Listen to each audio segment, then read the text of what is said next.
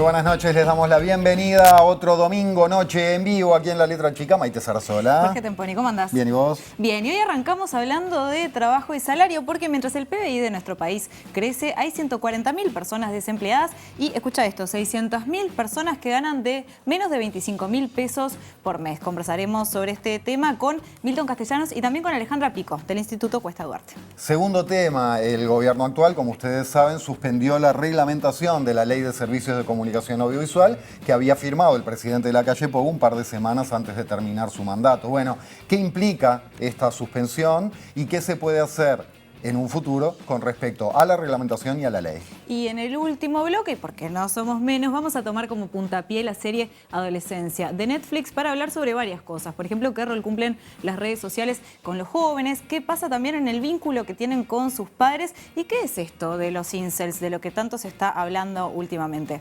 Empieza La Letra Chica.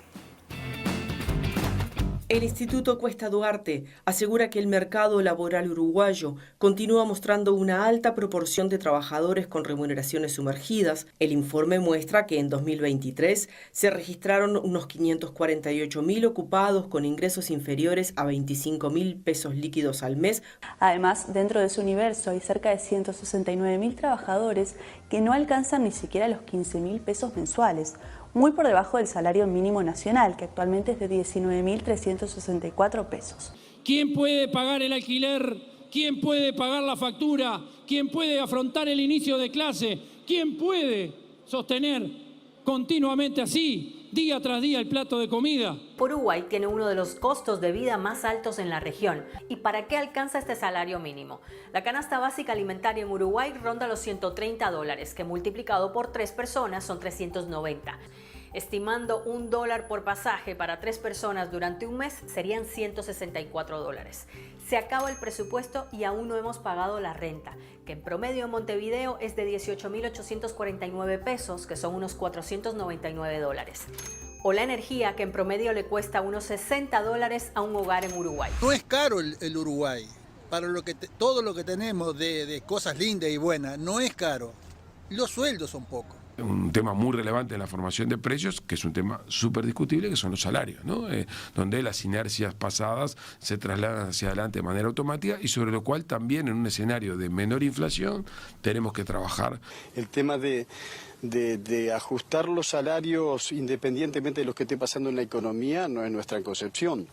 Porque el que está pagando entonces los costos de un déficit fiscal o un costo de la economía es el poder de compra de los trabajadores. Nosotros no estamos dispuestos a que sean los trabajadores y las trabajadoras, más todavía en momentos de salarios comprimidos, que sean los que estén pagando el precio de un ajuste. Porque la economía se recuperó muy rápido de la pandemia, pero los salarios y el empleo no. Entonces una mayor proporción de esa torta que creció que fue a parar al factor capital. Y rápidamente, antes de entrar en tema, les recordamos que nos pueden escribir por WhatsApp al 092-374-089, 092-374-089. Opiniones, preguntas, los vamos a estar leyendo. Gracias. Bien, empezaremos hablando de salario, pobreza y desigualdad. Y a tales efectos recibimos a Milton Castellanos, director del Instituto Cuesta Duarte, y a Alejandra Pico, economista del mismo instituto. Gracias por venir. Buenas noches. Bienvenidos. No, un gusto. Noches. Un gusto estar acá con ustedes, en este canal de todos los uruguayos, de todos los montevideanos.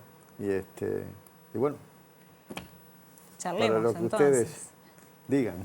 Bueno, lo mencionábamos un poco al principio, ¿no? Porque según un relevamiento justamente del Instituto Cuesta Duarte, hay un universo cercano a los 600.000 uruguayos ocupados que en 2023 percibieron remuneraciones inferiores a 25.000 pesos líquidos al mes. Esto por 40 horas de trabajo semanal. Arranquemos por este dato antes de movernos a otros temas. ¿Cómo se puede explicar esta situación? ¿Y qué pasa si ponemos la comparación en 2019? ¿Cómo se estaba en ese momento también? Bien, en realidad nosotros el dato de salarios sumergidos es una publicación, un dato que venimos siguiendo desde hace bastante tiempo. No hay un umbral como puede haber para determinar la línea de pobreza que diga lo que es un salario sumergido. Es un dato que nosotros armamos en función de lo que intuitivamente parece razonable percibir como mínimo, ¿sí?, por una jornada laboral de 40 horas semanales. Y bueno, la última foto que tenemos es la de 2023, los datos de 2024 todavía no están como para poder procesar la información, y lo que veíamos en este periodo, más allá de las dificultades que puede haber en la comparación por cambios metodológicos del INE, es que había habido un incremento en la cantidad de trabajadores que percibían menos de 25.000 pesos líquidos al mes. Dentro de ese universo de unos 550.000 encontramos trabajadores asalariados, pero también trabajadores por cuenta propia, trabajadores informales, ¿sí? Hay una contribución especial de algunos sectores de actividad que tienen ingresos relativamente bajos, y bueno, es un problema un poco estructural de nuestra economía que se arrastra desde hace bastante tiempo, pero que en realidad se fue agravando por lo menos hasta 2023. Es esperable que en 2024 los datos sean un poquito mejores, pero en ese periodo, por varios años de caída del salario real, del poder de compra del salario, y en particular porque varios sectores de salarios relativamente bajos se vieron afectados en este periodo, no todos los salarios cayeron y recuperaron de la misma manera, bueno, hizo que ese bolsón de trabajadores con ingresos sumergidos creciera en ese periodo. ¿Y cuáles son esos sectores que tienen menos salario, digamos? A mí me gustaría, para que la audiencia la comprenda un poco mejor. Si yo en una condición, es decir, el trabajo tiene tres grandes lineamientos: el salario, la calidad del empleo y las condiciones de trabajo. Yo diría que el gran problema que hemos tenido, el deterioro más grande en estos años, quizás no ha sido tanto en los salarios medios, ha sido en el deterioro del trabajo. Se ha perdido trabajo de calidad, y lo que ha abundado y lo que abunda hoy es trabajo de escasa calidad. Entonces hace que... ¿En qué se mide la calidad?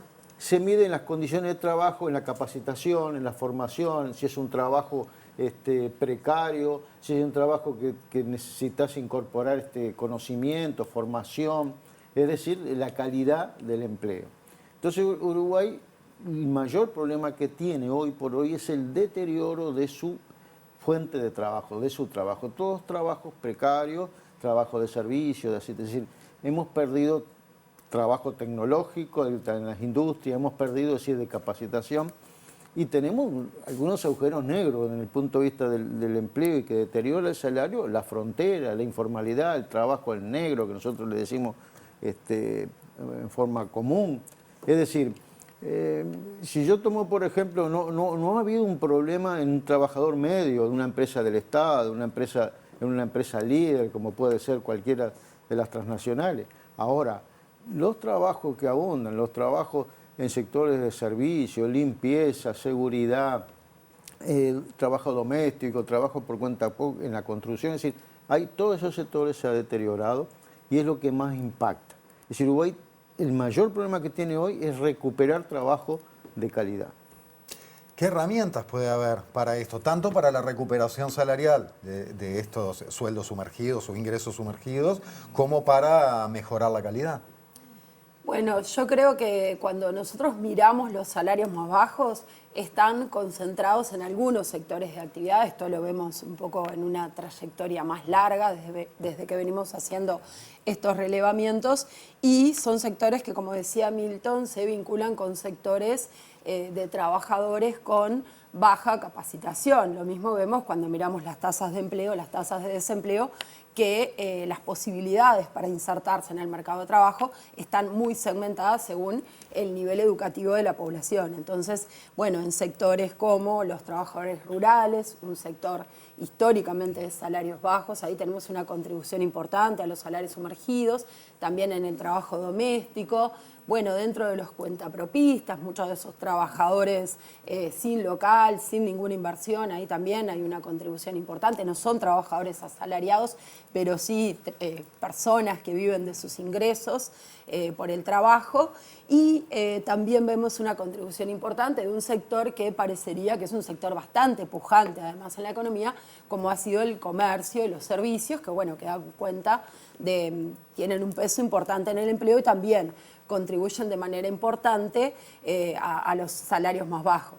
Y como decía Milton, los ingresos por el trabajo son uno de los factores que hacen a la calidad del empleo. El registro, no registro a la seguridad social, es otro, y que también está muy cruzado por salarios bajos, en general los trabajadores no registrados, que de vuelta están concentrados también en algunas regiones del país, se dan más entre los más jóvenes, ¿sí? En algunos sectores son más propensos también a tener, entre otras características, peores ingresos por el trabajo. ¿Sí? Entonces, en general, los problemas de inserción en el empleo que se vinculan con los problemas de formación, en muchos sectores son sectores poco productivos, ¿sí? Entonces pagan ingresos bajos, bueno, todo eso hace que tengamos problemas que se vinculan entre ellos de calidad del empleo importantes. Y en ese sentido... Te doy dos ejemplos. Cuando nosotros analizamos todos los trabajadores 25.000 pesistas, los sumergidos, la mitad, más o menos, son trabajadores informales, no están en la formalidad. Entonces, cuando a mí nos hablan, por ejemplo, decir el impulso al emprendedurismo, que está bien, hay que desarrollar el emprendedurismo, pero en el emprendedurismo se esconde un trabajo precario enorme. Entonces, todo lo que dicen vamos al emprendedurismo genera ese problema. Entonces, ese es un dato. Después tenés el dato de la informalidad. Nosotros teníamos un dato de la informalidad que estaba en el 21-22%, es decir, 1 de cada 5 uruguayos era informal. Eso ha crecido. Estamos en el 24-25. Entonces, si hoy, por ejemplo, yo le concentro al gobierno y le reclamo o trato de generar expectativa, el salario es importante, pero yo haría un gran esfuerzo para mejorar las condiciones y la calidad del trabajo. Y que ahí voy con esta cuestión que tiene tantas puntas, tan multifactorial, ¿qué herramientas puede haber? Porque uno enseguida piensa en consejos de salario y acaba de quedar claro que es una herramienta importante, pero que no soluciona el tema. ¿Qué otras cosas hay que cambiar? ¿Dónde hay que apuntalar? ¿Qué se puede hacer? Bueno, no es sencillo. Claro. Es decir, Uruguay mejorar el trabajo implica, primero, mayores niveles de inversión. Es decir, Uruguay necesita que sus industrias, sus empresas tengan mayor inversión, que venga inversión, esa preocupación que tiene Odone de mayor inversión, cosa que coincidimos. Ahora hay que definir lugares estratégicos, es decir, en Uruguay tenemos que llegar a un gran acuerdo nacional, vamos a suponerle entre comillas, entre los empresarios, los trabajadores, el gobierno, decir, bueno, ¿cuáles son aquellas cadenas de valor o sectores productivos que si nosotros ahí todos empujamos van a tener un desarrollo y van a generar lo que en algún momento le decían los malla de oro? Nosotros, más que malla oro en forma individual, queremos sectores malla oro, aquellos sectores que puedan ver. Es la biotecnología, es la cadena agropecuaria desde el punto de vista con incorporación industrial, es la química, es el laboratorio y el trabajo en la medicina animal y medicina humana. Es decir, ¿cuáles son aquellos sectores que yo me voy a poner de acuerdo para empujarlos? Con inversión, con exoneraciones. Es decir, exoneraciones, que es un tema muy importante que estos gobiernos hacen. Ahora, no exoneraciones para hacer un súper, exoneraciones para los sectores que nos puedan dinamizar la economía. Y si ponemos el foco en las mujeres puntualmente, ¿qué es lo que se ve ahí también? Bueno, lo que se ve en el caso de las mujeres es que atender la situación de empleo y de nivel de ingresos y de precariedad en el empleo, porque muchas veces se vincula mucho, y en particular en el interior, donde los problemas de empleo entre las mujeres son más grandes que en Montevideo, con las posibilidades de cuidados que tienen esas mujeres, que les cuesta insertarse al mercado de trabajo y tener una trayectoria continua, ¿sí? Muchas veces tienen hijos, salen del mercado de trabajo, les cuesta más. Entonces, en muchos casos es necesario coordinar esas políticas, las políticas de cuidados con las políticas de formación, que muchas veces las mujeres tienen niveles de formación, en particular las que se terminan insertando en algunos sectores de actividad, como el servicio doméstico, por ejemplo, ¿sí?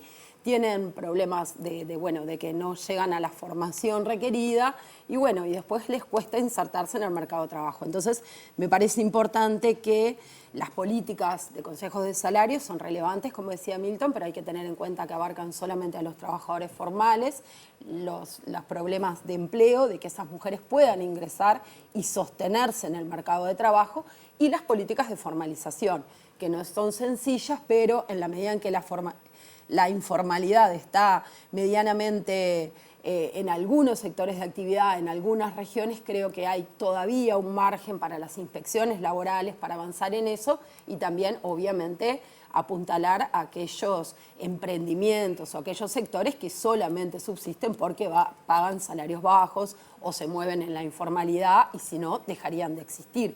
Entonces, como decían hoy, no es sencillo y me parece que eso requiere políticas también, no solo miradas al mercado de trabajo, sino también políticas productivas, ¿sí? Muy bien, ya la vamos a seguir, pero antes vamos con Jorge. A ver, ¿con quién nos llevas? Sí, vamos a salir del estudio porque absolutamente relacionado con la calidad del trabajo, relacionada, está la calidad de la seguridad social. A tales efectos nos contactamos con nuestra compañera Abril Mederos en el móvil. Abril, buenas noches, ¿cómo estás? Buenas noches, Jorge, Maite, un saludo para ustedes también. Sí, para hablar de todo esto ya estamos en presencia de la nueva presidenta del Banco de Previsión Social, Jimena Pardo. Jimena, gracias por estos minutos. Si querés, para comenzar, contarnos un poco sobre cómo se va a dar esta gestión, cuáles son las perspectivas para esta próxima administración. Hola, buenas noches. Bueno, en realidad nosotros asumimos recién hace una semana, pero ya veníamos trabajando con los otros 3 compañeros que somos los directores políticos designados desde hace 2 meses. Y básicamente son 2 líneas de trabajo. El BPS es un organismo súper potente, con mucha capacidad de llegar a la gente y a todo el país. Pero tenemos desafíos como inmediatos, de corto plazo, algunos si quieren ahora se los podemos comentar, que tienen que ver con la necesidad de tramitar la extensión de un plazo por decreto ante el Ministerio de Trabajo.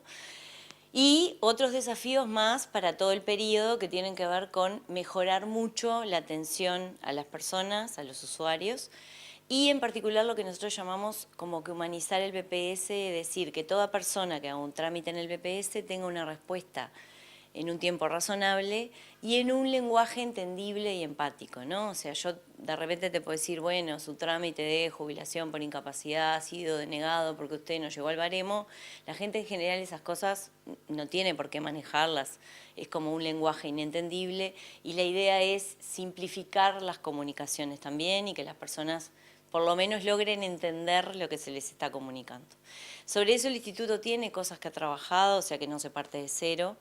Pero bueno, la idea es básicamente trabajar en estas 2 líneas. Respecto a la de más largo aliento, hay un desafío importante porque en este periodo pasado se cambió el modelo de atención, se dividió la atención básicamente en 2 áreas, una que tiene que ver con funcionarios que son los que reciben el trámite de corte, una tarea de corte más administrativa y más como estándar de recepción de formularios, y otra tanda de funcionarios que están como en otra área, que son los que hacen la resolución técnica del trámite, ¿no? Los que estudian el expediente, manejan más la normativa y hacen las resoluciones.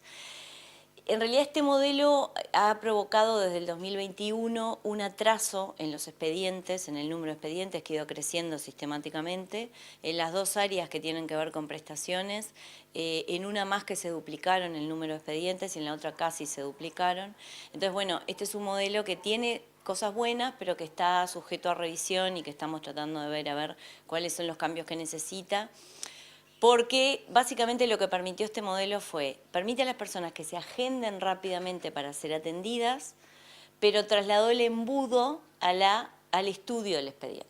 Entonces tú te agendas rápido, pero después tu expediente demora muchísimo más que antes.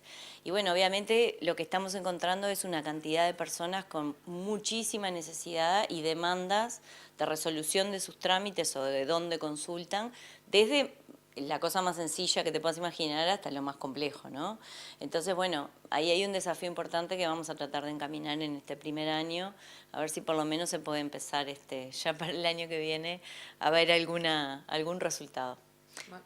Justamente en toda esta tarea se viene también dentro de poco tiempo este espacio para iniciar el diálogo social. Quería consultarle cuál va a ser el rol del Banco de Previsión Social en esa materia y por dónde van a estar los focos en materia de seguridad social y concretamente del BPS. Bueno, obviamente el gobierno se propuso hacer un diálogo social, lo que ya estaba comprometido. Pero este diálogo social que va a coordinar, salió recientemente un decreto, la coordinación está a cargo de la OPP, que es el ámbito que va a coordinar la interinstitucionalidad, y además va a llamar al plenario y a todos los agentes que van a participar allí, que va a ser súper amplio. Entonces, básicamente se creó la Comisión Sectorial de Protección y Seguridad Social, que está coordinada por la OPP, que tiene un comité ejecutivo y un plenario. El BPS forma parte de ese comité ejecutivo, pero esta comisión sectorial no es la única tarea que tiene la organización del diálogo. Esta comisión va a funcionar a lo largo de los 5 años con distintos temas. Uno de sus primeros cometidos es la organización del diálogo social. Y básicamente, ¿cómo se integra el BPS allí en ese proceso? Aportando lo que siempre ha hecho, que es todo el conocimiento y todo su gran bagaje en lo que es la Administración de Seguridad Social en Uruguay y todo el apoyo de los equipos técnicos funcionales, que son sumamente importantes para la realización de todos los estudios que hay que hacer, y obviamente para la etapa posterior en todo lo que tiene que ver con la implementación de los cambios que eventualmente se puedan acordar y que se promuevan después por vía legislativa. Una cosa que ha dicho el gobierno es que este diálogo social trasciende lo que es la discusión sobre la reforma que hizo la administración anterior. Ahora, de todas maneras, el diálogo social fue una iniciativa a raíz de esa reforma y de sectores como el PIT-CNT que reclamaban una derogación y cambios normativos de esa ley. Entonces, le consulto qué reivindicaciones va a llevar el BPS o qué sugerencias en torno a los puntos de esa reforma, sobre todo lo que respecta a la edad mínima jubilatoria. En realidad el BPS, recordemos, es un organismo colegiado que tiene 4 directores políticos, que los 4 directores políticos que acabamos de asumir, obviamente fuimos designados por el gobierno, y 3 representantes sociales de los trabajadores, de los jubilados y pensionistas y de los empresarios. Los representantes sociales tienen su propio lugar en ese diálogo social, se van a integrar directamente al diálogo social, no hay por qué pasar por el BPS, digamos, para su participación. Entonces, los 4 directores políticos obviamente formamos y fuimos designados por el gobierno y nos vamos a integrar a ese diálogo, como te dije, a través del comité ejecutivo y aportando todo lo que pueda aportar el BPS como capacidad de análisis. Y respecto a los puntos que están comprometidos, claramente el gobierno tiene en su programa tratar una cantidad de puntos, no solo la edad, sino el tema de acceso a las prestaciones, unipersonales, etcétera, todos los temas que ya todos conocemos, pero también se ha definido, y eso está en el decreto de creación de la comisión, que el diálogo no abarca solo jubilaciones y pensiones, sino que va a abarcar todo lo que es la matriz de protección social a lo largo del ciclo de vida de las personas. Entonces incorpora también cuidados e infancia. Entonces, en este esquema, lo que sí me toca decirte es qué cambios específicos se van a hacer. Lo que está comprometido para hacer es lo que dicen el programa de gobierno y las bases para el diálogo.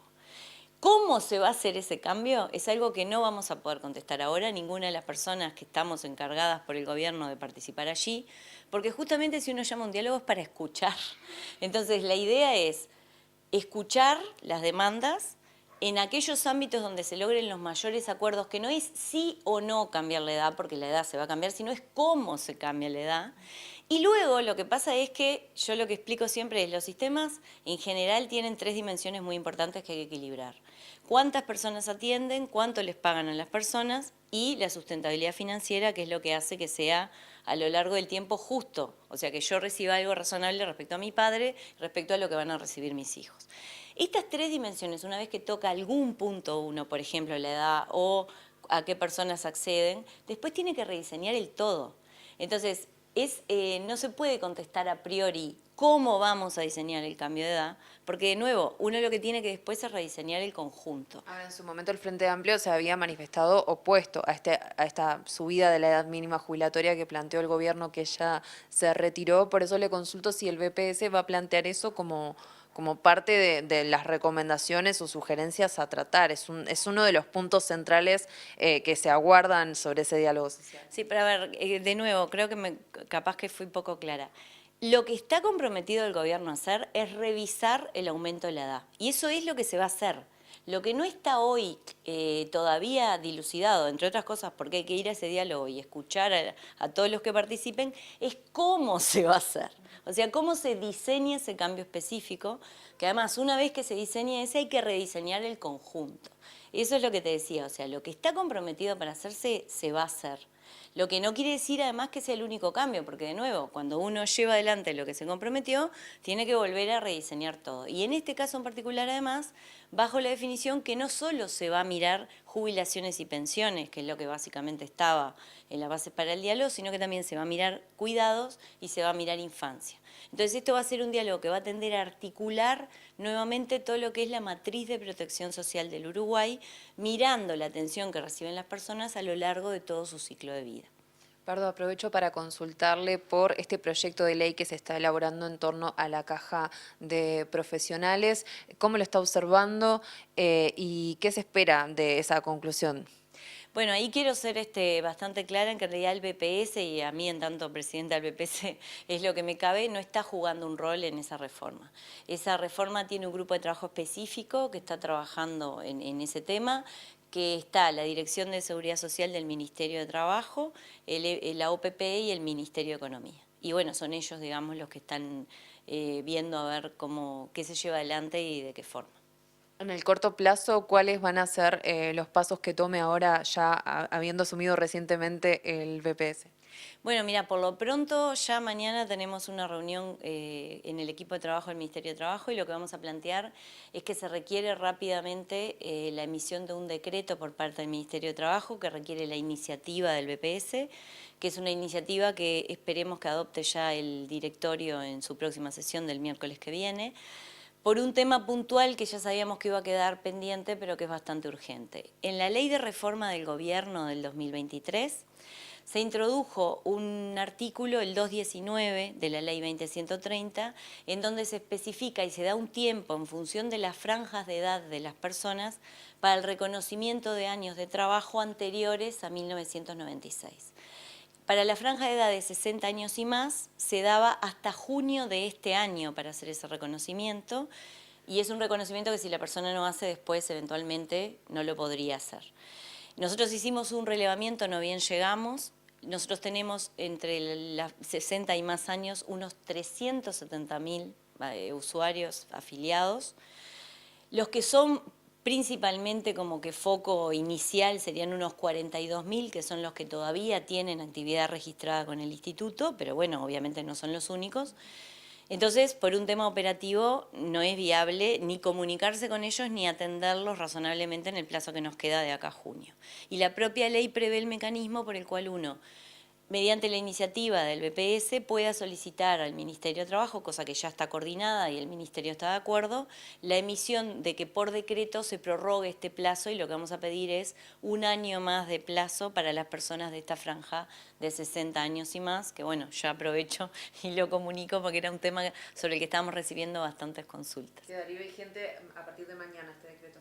No, nosotros recién vamos a tomar la resolución de la iniciativa de solicitar el decreto en la sesión del miércoles que viene en el BPS, en el directorio, y después de eso tramitaremos formalmente lo que es la emisión del decreto. Lo que sí ya está coordinado, el Ministerio de Trabajo está al tanto y está de acuerdo con que es necesaria esta iniciativa. Perfecto. Muchísimas gracias. Bueno, ahí teníamos la palabra de Jimena Pardo, presidenta del Banco de Previsión Social. Volvemos a estudios. Gracias, Abril. Nos reencontramos en la próxima. Y la verdad es hermoso tener acá dos integrantes del Cuesta Duarte para hablar a propósito, un rato, a propósito de esto, de este diálogo y a propósito del futuro de la seguridad social, porque este gobierno, al hacer la reforma, habló muchísimo de las cuentas, ¿no? De la sostenibilidad del sistema, de que no dan los números, de que con el tiempo esto se desmorona. ¿Cómo lo ven ustedes y qué creen que pueden aportar los trabajadores organizados a este diálogo como los puntos más importantes? Qué bueno. A ver, suavecita la pregunta, sí, Diego, para ir llevando la noche. Sí. A ver, el mayor problema en la seguridad social siempre es la sostenibilidad. Es decir, de dónde yo saco los recursos para que la misma pueda ser sostenible. Nosotros tenemos una reforma de la seguridad social realizada en la administración pasada que en ningún momento tocó el tema de la forma de la financiación. Es decir, se le incorpora a los trabajadores sobre sus hombros, sobre el peso de mayores años de trabajo, de que los promedios para jubilarte sean mayores.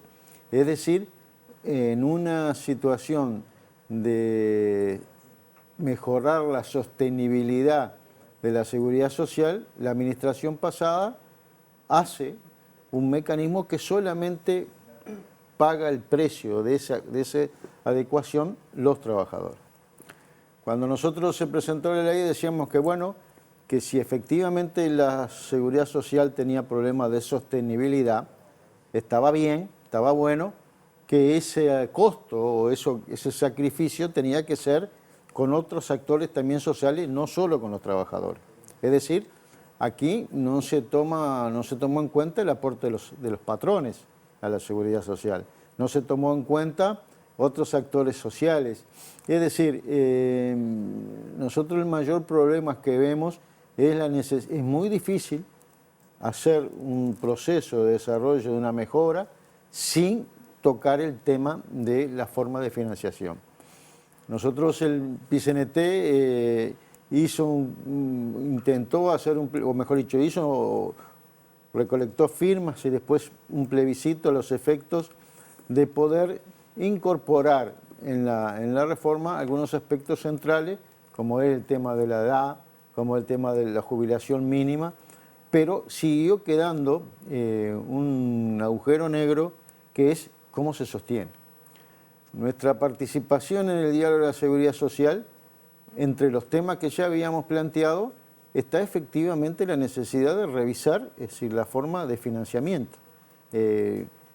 Muy difícil, como decíamos, poder avanzar en esa dirección si no se incorpora en la negociación. Yo escuchaba atentamente ahora a la presidenta Pardo y es cierto, el tema de la niñez, el tema de la infancia, el tema de los cuidados. Ahora, en mi época Credisol pagaba, pero ahora no sé si de dónde salen las formas para poder pagar. Entonces, yo creo que en diálogo social, si no incorpora el tema de la sostenibilidad y cómo se financia, va a ser una discusión media renga, media difícil de avanzar. Y Alejandra, además de estos elementos que estaba mencionando Milton, ¿qué rol juegan también por ejemplo, los salarios sumergidos o los salarios bajos en que la seguridad social pueda tener una sostenibilidad a futuro? Bueno, yo creo que en realidad es muy bueno que haya un diálogo por la seguridad social y que no estemos discutiendo únicamente en torno a las jubilaciones y a los componentes en torno al autofinanciamiento que hacen los trabajadores y que ese sea la única variable que se puede tocar. Creo que es importante no solo para incorporar colectivos como la infancia o personas que no tienen otra fuente de ingresos, sino que me parece que Uruguay tiene un sistema de seguridad social que es bastante bueno con las personas que son trabajadores formales, más allá de que, bueno, tenemos problemas de sostenibilidad de eso. Pero además hay un problema de todos los que no perciben ninguna prestación y quedan por fuera. Muchos de esos 25.000 pesistas, porque son trabajadores no registrados a la seguridad social, o bien porque son asalariados en negro, informales, o porque son cuentapropias. Y dentro de los cuentapropistas, las unipersonales, algo que Jimena mencionaba, hay una cantidad importante de trabajadores que no realizan aportes.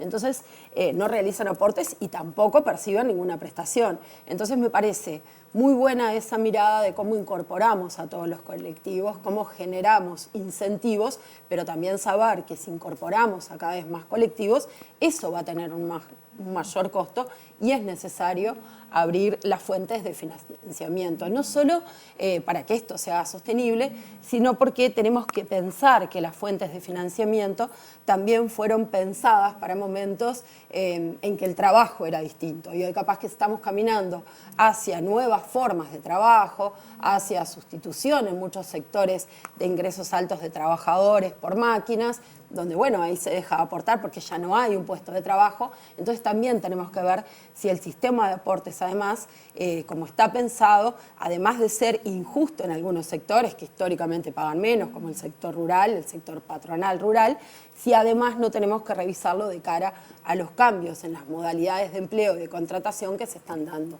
Entonces me parece que es un buen momento para abrir todo el tema y no concentrarlo en esos puntos en los que se dio en la administración pasada. Y teniendo en cuenta también que los desafíos a nivel demográfico no son únicos de Uruguay, ¿no? ¿Qué caminos han tomado otros países, por ejemplo, para lidiar con estos problemas? Que se pueda decir, bueno, quizás podemos mirar acá o tomar esta idea. ¿Tiene que ver con esto que ustedes estaban planteando, por ejemplo? Sí, yo creo que, bueno, que nosotros, igual que otros países, muchos países han tomado el camino de extender los años de trabajo, es cierto. Yo no creo que más que si está bien o mal extender los años de trabajo, creo que lo más claro que tenemos desde el movimiento sindical es que está mal extenderlo al barrer, cambiar las reglas de juego a medio camino. Eso es algo que se ha adoptado en varios países. Uruguay tiene el tema, creo que tiene varios temas. Tiene el tema del envejecimiento de la población, tiene también el tema de la informalidad, ese 20%, 1 de cada 5 ocupados que no aporta a la seguridad social, es un trabajador y en algunos casos también un empresario que nos estamos perdiendo sus aportes. Tiene el tema de que los aportes no son homogéneos y también hay que revisarlos y hay que ver si esos son los únicos colectivos para aportar, si no hay otros y si también esas son las tasas adecuadas. Entonces me parece que, bueno, ante un problema de financiamiento, claramente hay que ver cómo se está financiando y cómo eso puede cambiar para que haya más ingresos a la seguridad social, ingresos monetarios, pero para que también esos se ajusten de manera real a los cambios que se están dando en el mercado de trabajo. Otra cosa importante es que esta comisión tiene plazos, porque acá en Uruguay estamos muy acostumbrados muchas veces, si yo quiero que algo no camine mucho, creo una comisión.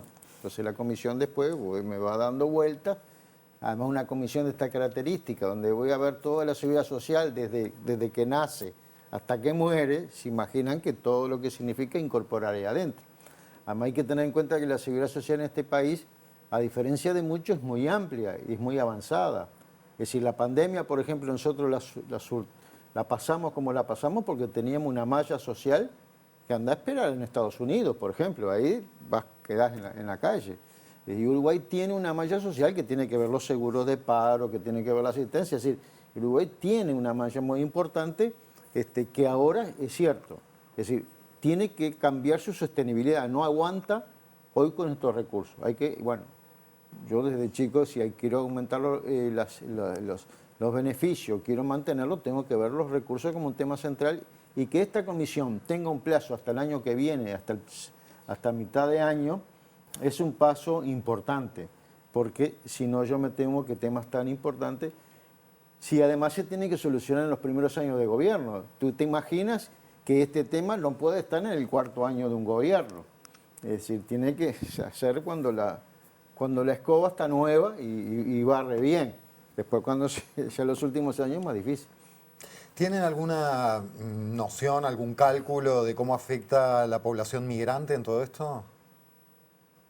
No, nosotros no tenemos seguimiento ni datos sobre el peso que puedan tener la población migrante en el mercado de trabajo. Es un tema que se está empezando a abordar, en la medida en que también es un tema que está creciendo en notoriedad, pero hasta el momento verdaderamente no tenemos el seguimiento de esos datos. No, que parezca mentira, recién vamos a tener una fuente de datos de los inmigrantes ahora como es con la encuesta, como es con el censo que se realizó, que lo incorporó. Antes tú ibas y querías buscar datos. Acá hubo una inmigración muy grande, vino, pero no tenemos mucho perfil. También hay mucha inmigración de tránsito, es decir, su objetivo no es quedarse en Uruguay, es decir, claro, el objetivo mayor es Estados Unidos, pero es un tema que nosotros lo tenemos ahora como una preocupación. Porque hay que ver ahí, perdón, pero también cómo se vincula la informalidad. Bueno, claro. Digo, históricamente las personas migrantes en cualquier lugar al que llegan, trabajo negro. Pero es increíble, en Colonia hay una empresa china que tiene en situaciones tremendamente precarias trabajando trabajadores chinos que trajeron para eso. Claro. Los cubanos que tenían en las haciendas ahí en Canelones, las quintas de Canelones recolectando frutas en situaciones horribles, es decir, el tema de migrante, bueno, ni que hablar en la frontera, ¿no?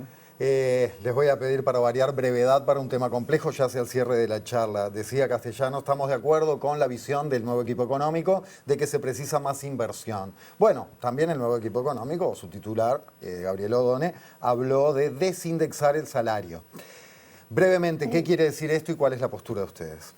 Y habría que preguntarle a él qué quiere decir con desindexar. Porque puede querer decir distintas cosas. Puede decir muchas cosas. Si yo, por ejemplo, hoy yo tengo un salario desindexado actualmente. Es decir, yo tengo 1 año, 2 años, salario desindexado.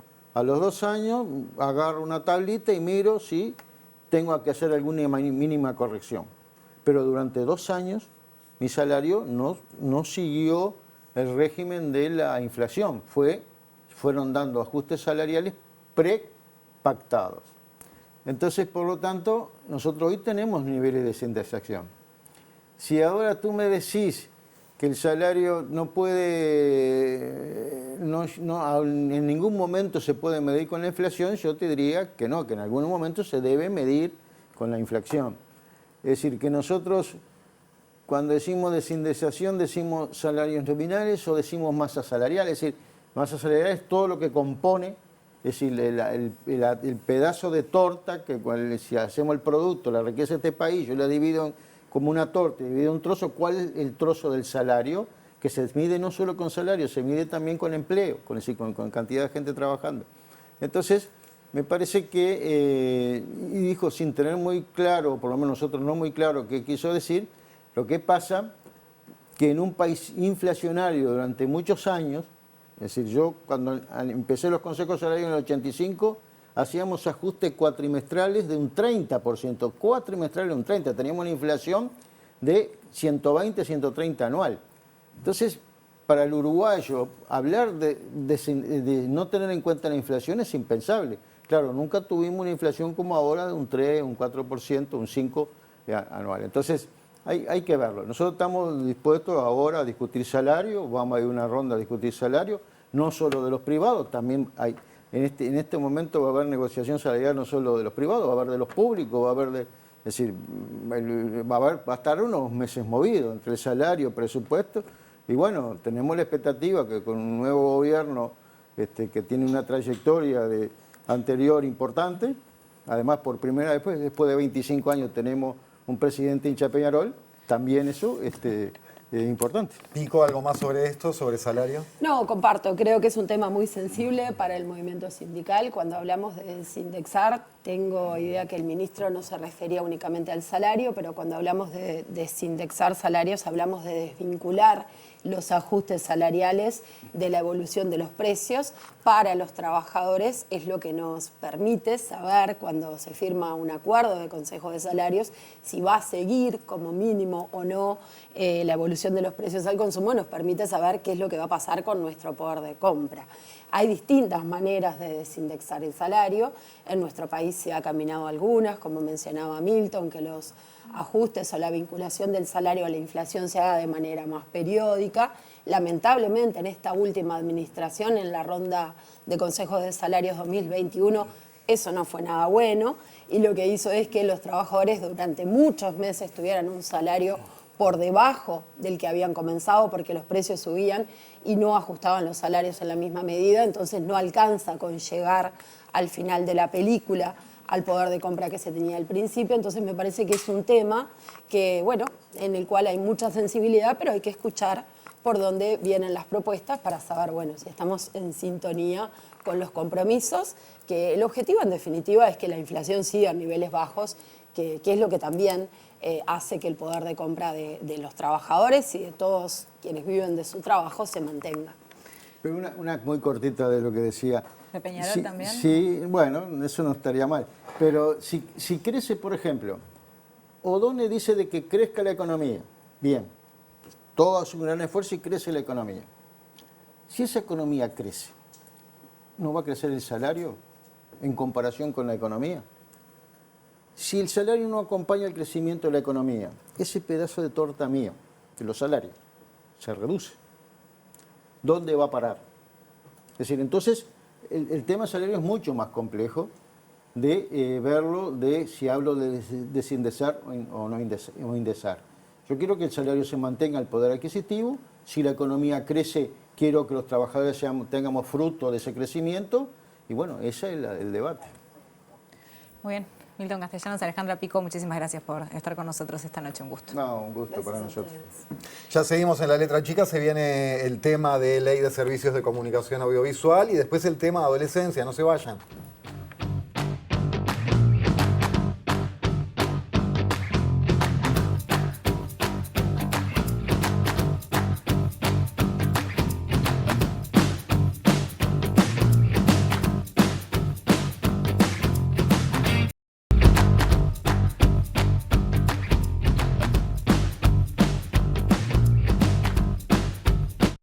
Presenta Casmu. Afiliate llamando al 1444 o en casmu.com.uy. Casmu, nos une la vida.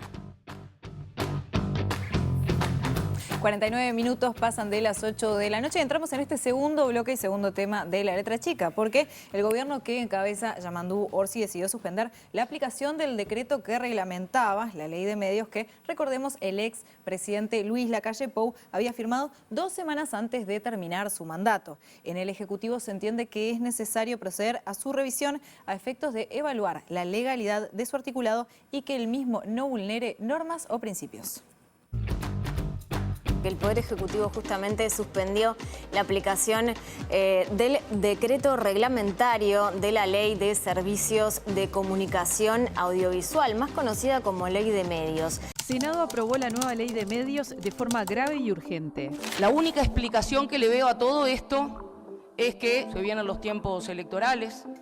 Esa sensación en el aire de que la coalición no va a volver a gobernar se ve que está apurando el periodo de los mandados.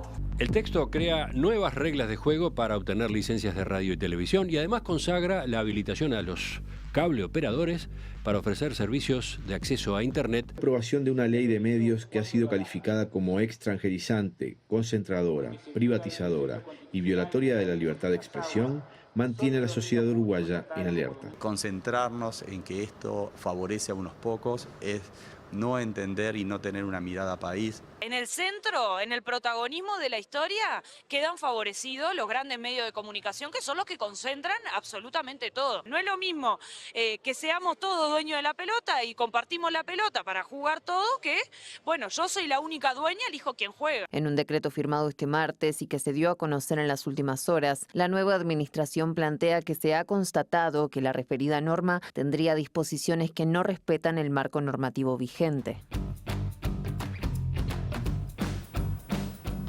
Y para hablar de este tema recibimos a Gustavo Gómez, que es el director ejecutivo de Observacom, el Observatorio Latinoamericano de Regulación, Medios y Convergencia. Gustavo, buenas noches. Buenas noches. Buenas noches, buenas noches. Primera lectura acerca de esta decisión que tomó el gobierno actual, que, aclaremos por las dudas, no es la derogación de la Ley de Servicios de Comunicación Audiovisual, es la suspensión de su reglamentación. Bueno, ¿por dónde empezamos?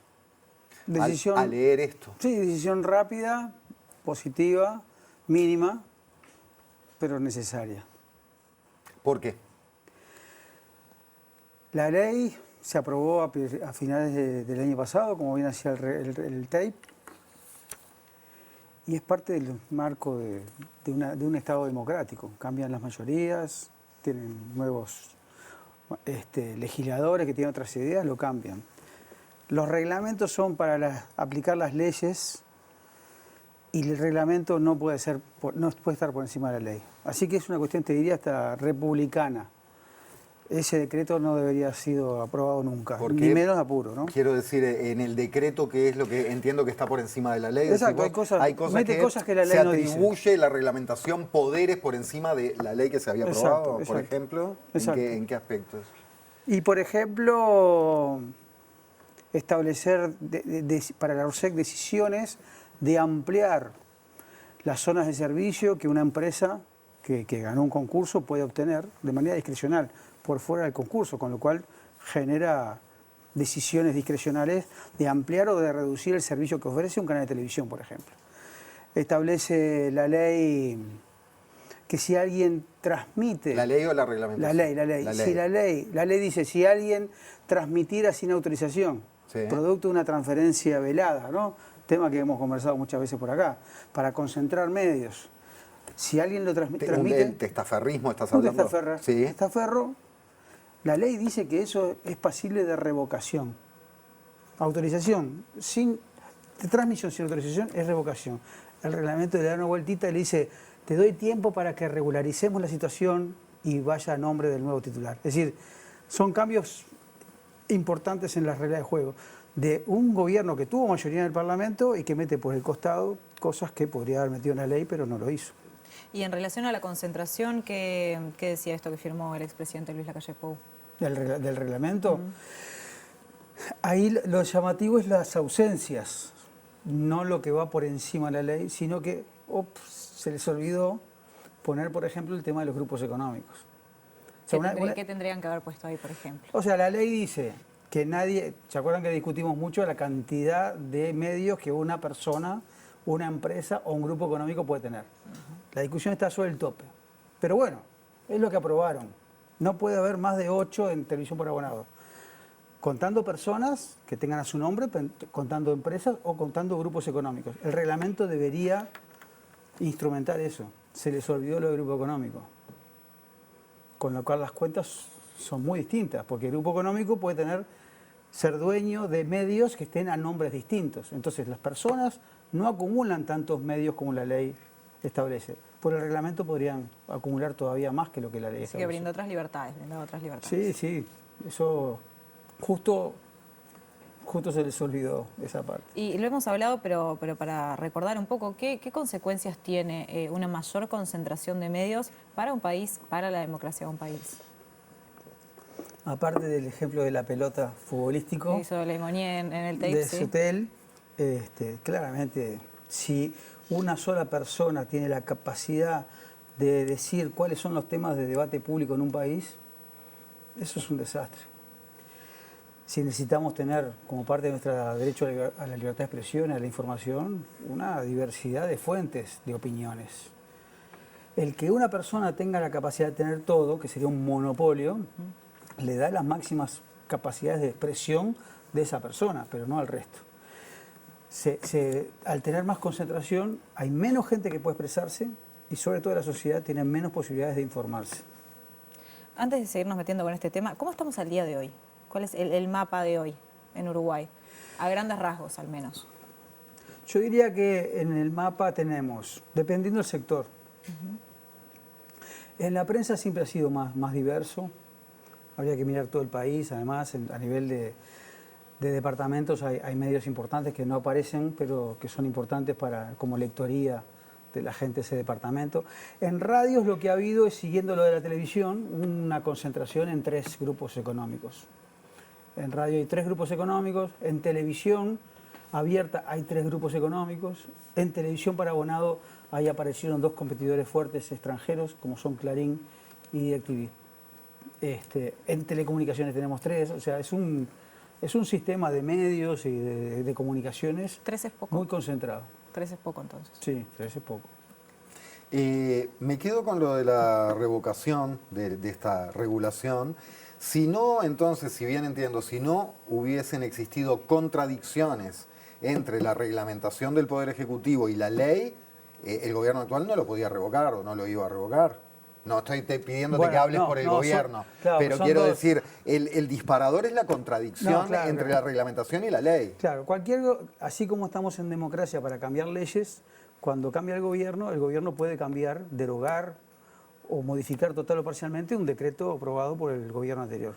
Así que en principio, legalmente, aunque tenemos esa ley, lo podía hacer. Pero además, en este caso, existen flagrantes violaciones al Estado de Derecho, porque es una ley que, según el propio considerando del decreto que suspende su aplicación, excede el marco legal. Yo lo comparto, creo que eso está bien, y lo que dice es, no lo derogué todavía, lo voy a analizar para ver si lo que digo se confirma. Con lo cual, lo que se plantea es un escenario de nuevo reglamento, creo yo. Por eso es que lo suspendió, digamos. Vamos un par de años atrás en la discusión para refrescar que Lacalle Pou vetó el polémico artículo 72, aquel referente, el que había introducido Cabildo Abierto, que hablaba de exigir imparcialidad en los programas periodísticos. Había recibido esto una andanada de críticas por parte de organismos internacionales y otras voces, ¿no? Por supuesto. Bien, eso lo estoy recordando con respecto a aquella discusión, pero tú dijiste que la ley contiene al menos 2 artículos inconstitucionales, según un informe de la Dirección Jurídica del Parlamento. En el capítulo referido a medios públicos, 2 artículos, el 76 y el 82, porque estarían creando cargos. ¿Podés profundizar en esa visión de que son inconstitucionales? Sí, eso mismo. O sea, viste que nosotros tenemos un criterio establecido históricamente de que el último año de elecciones hay cosas que no se pueden hacer, no se deberían hacer. Por ejemplo, otorgar concesiones de radio y televisión, pero también crear cargos, poner gente en lugares que luego eso podría continuar influenciando al gobierno siguiente. Estamos hablando de cargos creados y aprobados durante una elección, durante un periodo electoral. Cargos de 6 años por delante, con lo cual... ¿Qué cargos se crearon ahí en estos artículos que...? Estamos hablando de cargos que se van a sumar a lo que es la dirección de los medios públicos. Y algún gerente general, no entremos en detalle, pero efectivamente las críticas fundamentalmente que había era a la posibilidad de crear cargos durante el periodo electoral. De hecho, además tuvieron un problema porque esa ley se aprobó y no la aplicaron. Entre otras cosas, justamente porque había algunas cuestiones que no solamente en el papel estaba mal, sino que no tenían correlato presupuestal, por ejemplo. O sea, crear cargos está mal, pero además no había ningún presupuesto con el cual se pagaran esos cargos. Con lo cual recién ahora, con las nuevas autoridades, algunos de esos cargos se cubrieron. Gustavo, mencionabas el tema del otorgamiento de concesiones, ¿no? Ahí podemos hablar de radio y televisión, por ejemplo. También, ¿qué pasó con eso? ¿Con él? Con el tema del otorgamiento de las concesiones, algo que vos mencionabas no se debería hacer al fin de un mandato, por ejemplo. Bueno, eso desde hace ya mucho tiempo está establecido en otra legislación, lo que es una especie de veda electoral. No se pueden dar concesiones de radio y televisión en periodos de 1 año antes de las elecciones y 6 meses después. Eso la ley hoy lo está manteniendo y yo creo que está bien. Lo que hizo el gobierno pasado es empezar a generar llamados, o sea, no terminó decidiendo nada, pero generó llamados y concursos que de alguna manera violentan ese principio general, porque está bien. ¿Llamados y concursos de qué eran? De radio comercial, por ejemplo. Chicos, nada sustancial, no es una cosa, un canal de televisión en Montevideo. Pero digamos, si bien formalmente se escapa a eso, porque no hay una autorización final, si vos haces el concurso, generás expectativas, te presentás, alguien dice, ganaste vos, no te puedo dar el papel, pero ganaste vos, al próximo gobierno eso lo condiciona, y finalmente se está usando ese mecanismo de otorgamiento puede ser usado como un tema de castigo o de premio. Claro. Hablando de esto, de otorgar frecuencias, recordemos que en la ley de los anteriores periodos del Frente Amplio, en la 19.307, era una pata muy importante la participación ciudadana en varias áreas, ¿no? Pero una era en la de otorgamiento de frecuencias. ¿Qué pasa con eso? ¿Qué pasó con eso? ¿Cómo ves esa cuestión? Porque es claro que durante el periodo pasado, el presidido por Lacalle Pou, la participación ciudadana y de la sociedad organizada en un montón de ámbitos y temas fue echada para el costado. Pero ¿en qué estamos hoy y qué se puede esperar? La ley aprobada a final del periodo pasado borró todo lo que es participación ciudadana. Organismos de control, como decías tú, del proceso de otorgamiento de concesiones, organismos de control de los medios públicos, organismos honorarios, asesores, pero que controlan, alimentan, asesoran, pero controlan a los medios públicos. Todo eso fue borrado. De protección de las infancias. Ese derecho se mantuvo y el organismo en realidad no debería cambiar. Esas son de las cosas que se lograron. Bien, pero eso está hecha la ley. Se dio el debate en su momento. Se dio el debate, se generó la ley, pero ¿qué pasa? Por ejemplo, en esto del reglamento que acabamos de hablar, no solo se les olvidó el grupo económico, se les olvidó reglamentar cómo se aplica la protección de los niños, niñas y adolescentes en la televisión. Esta es una tarea para un nuevo reglamento. Si el gobierno actual suspende ese decreto y se pone a hacer un nuevo reglamento, uno de los temas que se olvidaron de reglamentar es cómo se lleva a la práctica una protección a la niñez que, por suerte, fundamentalmente por los votos de Cabildo Abierto y Partido Colorado, se mantuvo en la ley. Pero todo lo que es transparencia, todo lo que es participación ciudadana, todo lo que es control, eso se eliminó. Y yo creo que son de las cosas que este gobierno debería claramente revisar, hasta para autocontrolarse. Fíjate, hay que pedirle a este gobierno que que reviva mecanismos para que se controle a sí mismo. Y eso en la ley habría que hacerlo, y eso habría que hacerlo la en la ley. No podría ser a través de una reglamentación. No, o sea, podés generar espacios de consulta informales, pero no te obliga a nadie, con lo cual yo creo que habría que tenerlo de nuevo en la ley. Es decir, ¿qué cosas tenés que consultar? ¿Qué cosas tenés que hacer públicas? Si hay un proceso de otorgamiento de concesiones o de transferencia, ¿por qué no puede haber consulta pública como fue eliminado? Debería haber. O sea, creo que sería una buena señal de transparencia y de apuesta a la participación ciudadana que este gobierno por lo menos reviviera esos artículos que aseguran esa participación. Y mencionabas algunos de los temas que se olvidó el expresidente de la calle Pou en la reglamentación, como tú lo decís, estaba el tema de la concentración, hablábamos sobre los niños, niñas y adolescentes. ¿Qué otros temas importantes te parece que no estuvieron ahí? ¿Hay algún otro que vos digas, upa, esto tampoco está acá plasmado? Yo te diría que hay algunas, fueron muy detallistas en algunas cosas, pero en otras es eso, yo creo que es el apuro, ¿viste? ¿Vieron en el tape, lo de Silvia Nane, respecto a la ley? Los apuros, esos increíbles, porque ese reglamento, más allá de los cuestionamientos que tenemos a lo que dice, fue hecho en 2 semanas, también express, sin informes técnicos, ni del Orsec, ni de la Dinatel, o sea, y en ese apuro metieron algunas cosas que querían meter, como yo digo, por la ventana, que son las que justifican la suspensión, algunas cosas que no estuvieron porque le faltó tiempo, porque le faltó consulta, porque le faltó hablar. Yo creo que hay cosas, por ejemplo, de producción nacional audiovisual. Ese es un tema que al final quedó algo muy, muy atado ahí, pero por ejemplo, para que lo recuerden, todas las canales de televisión deberían tener al menos un 60% de producción nacional uruguaya. Perfecto, eso quedó en la ley. En el reglamento, ¿qué es producción? O sea, ¿qué es producción? ¿Qué es coproducción? O sea, reglas claras, indicadores claros de saber si es o no, para que alguien luego, que en este caso es la Orsec, decida interpretar si se cumplió con el 60% o no. O sea, es una cuestión de seguridad jurídica para los propios canales de televisión, saber hasta dónde me cuentan qué producción como nacional. Entre otras cosas que en el apuro se los olvidó. Yo creo que ahora hay una oportunidad interesante, porque la suspensión implica un análisis. Yo creo que debe haber una voluntad de avanzar en el cortísimo plazo con un nuevo reglamento.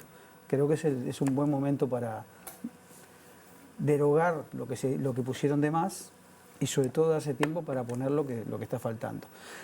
Todo eso a cuenta de una discusión de la legislación. Estamos hablando de una especie de reducción del daño o de, bueno, las cosas buenas que quedaron en la ley, hagámoslas, ¿no? Como esto de niñez, hagámoslas que sean más efectivas. Pensando en esto que decías del apuro, ¿no? ¿Qué evaluación haces sobre el hecho de que se haya tratado en el Parlamento justamente como grave y urgente? ¿Eso también tiene como consecuencia de que se haya discutido menos?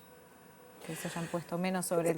Bueno, en términos generales es un proyecto que se discutió o sea, que entró como tema, la verdad que entre las 3 primeras prioridades del gobierno de la calle Pou. La LUC, presupuesto y la ley de medios. Yo no sé si habrá sido en abril del 2020 que estaba ese proyecto arriba de la mesa.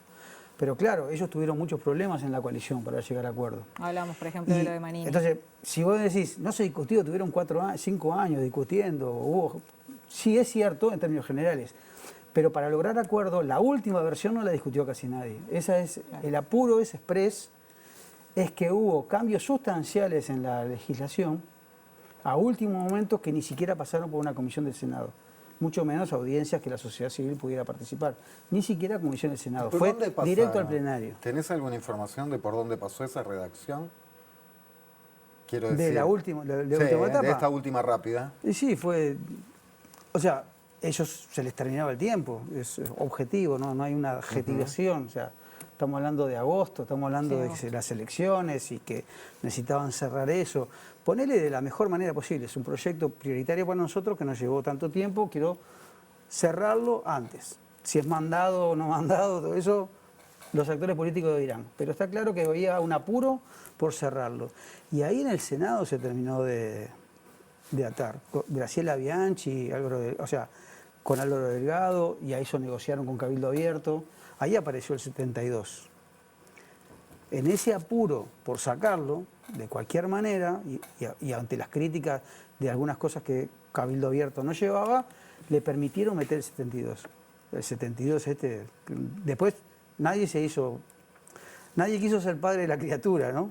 Pero todos los legisladores de la coalición levantaban los brazos para votar, no fue solo Cabildo Abierto. Y vos que venís siguiendo el tema desde hace muchos años, desde antes del proyecto de ley del Frente en su momento, ¿puede haber una política de Estado sobre esto? Porque viste que da la sensación que gobierna uno, mueve para acá, gobierna el otro, mueve para allá, y es un tiro y afloje donde pareciera muy difícil la convergencia en algunos acuerdos generales sensibles como el otorgamiento de frecuencias, la participación ciudadana, etcétera.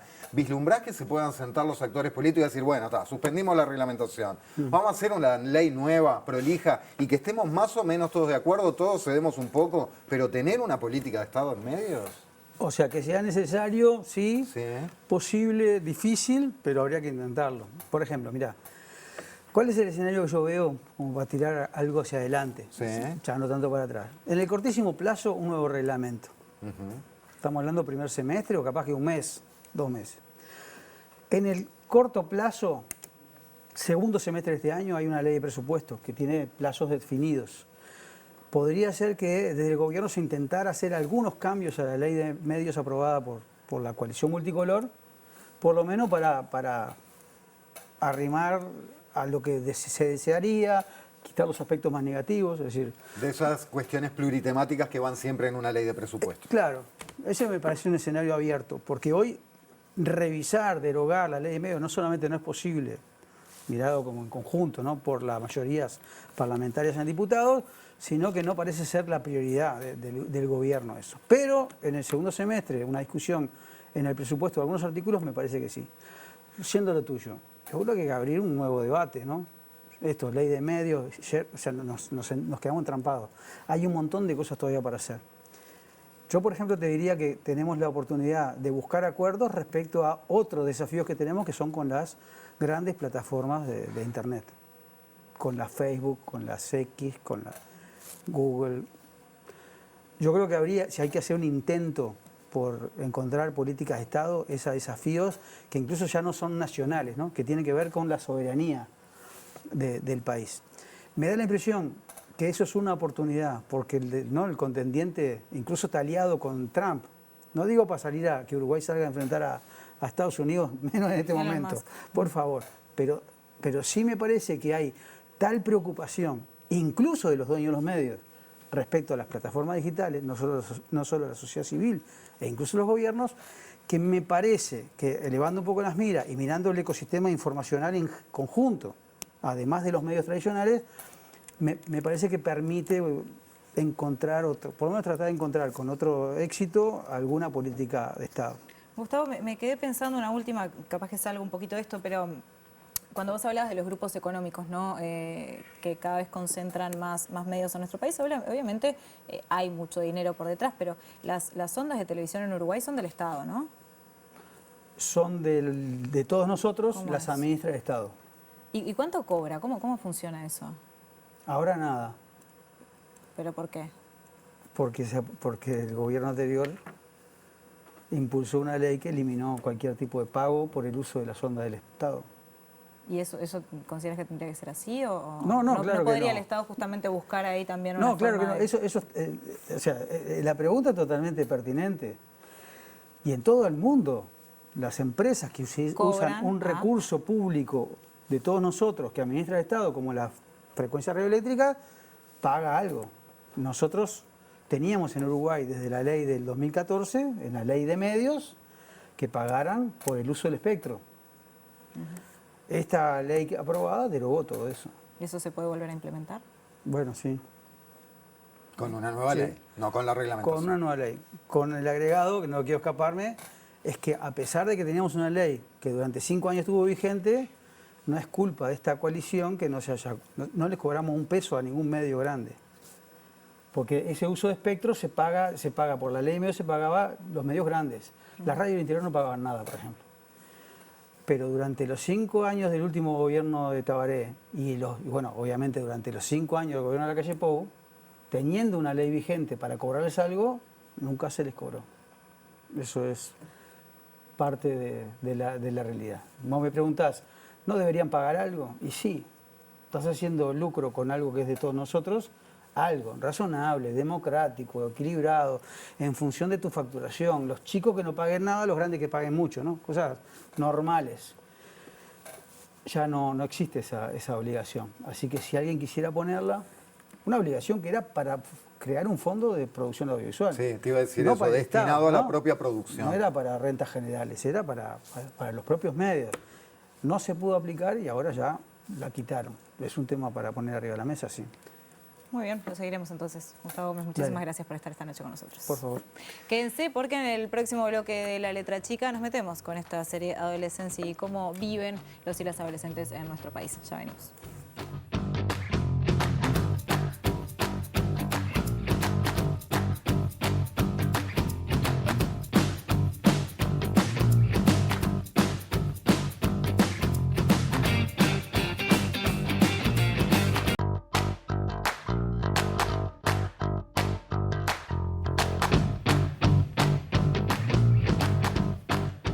Adolescencia de Netflix es seguramente la serie del momento. Tiene una calidad a todo nivel extraordinaria. Ya de volea se las recomendamos en el arranque de este bloque. Nos servirá de disparador para hablar de la adolescencia en nuestro país y de vínculos entre adolescentes y adultos. ¿Cómo nos estamos vinculando en sociedades cada vez más violentas? ¡Oigan, es un niño! ¡Me equivocaron de casa! Ok. Jamie Miller. ¿Qué está pasando? Son las 6:15 de la mañana y estás bajo arresto por sospecha de asesinato. Antes la idea de que tu hijo estuviera cerca tuyo era que, bueno, no estuviera en la plaza o no estuviera en la calle o vos lo pudieras ver. Pero la verdad es que hoy estás en tu casa y tu hijo está con su teléfono, con su tablet al lado tuyo. Vos estás en tu teléfono, con tu dispositivo, viendo la tele y realmente puede estar en un lugar tan peligroso como una plaza. ¿Envías emojis de corazones? ¿A mamá? Cuando no sé qué contestarle, ¿sí? ¿Y de qué color? Rojos. Significa amor. Morados, cachondo, amarillos, me interesas, te intereso. Y ellos, sin herramientas construidas todavía, lo que tienen es un mundo hiper complejo que procesar sin ninguna guía real. Tú eres hermosa. No tienes idea de lo que se siente ser feo. Hombres jóvenes, heterosexuales y que se sienten solos, rechazados y poco atractivos. Hubo como una especie de falla y ansia de vacío donde los varones no pudieron alojarse en la discursividad de esta época. Criticaron tanto la masculinidad tradicional, pero no se generó una nueva forma de masculinidad. Esto también, o sea, se le achaca al feminismo, pero en realidad las masculinidades no lograron proponer algo que no sea solamente el modelo conservador. ¿Y quién está educando a los adolescentes de hoy en día? ¿TikTok? ¿Los están educando podcasts de machirulos que dicen que las mujeres solo quieren dinero? ¿Pibas invitando a otras pibas a crearse una página azul porque eso da mazo de pasta? ¿Influencers vendiendo autoestima en pastillas? Rosa, me interesas, pero no para el sexo. Naranja, vas a estar bien. Todo tiene un significado, papá. Absolutamente todo. Y padres ausentes que no quieren imponer límites para no traumatizar y que no entienden un carajo en el mundo digital en el que están dentro, viviendo, como si fuera la vida real, sus hijos. ¿Estás diciendo que Katie estaba dirigiendo esto de llamarlos incel? ¿Es eso? ¿Que ella estaba acosando a Jamie? ¿Ah? No lo sé, papá. No los conozco. Son 2 años menores que yo. Solo esto es lo que yo veo en su Instagram, ¿me entiendes? Y en medio de todos estos perfiles está el adolescente. esperando una mirada, una guía, una conversación sincera y recibiendo silencios, no puedo ahora y normas sin contexto. Debimos haber hecho más o... Creo que estaría bien que aceptáramos que quizá debimos hacer más.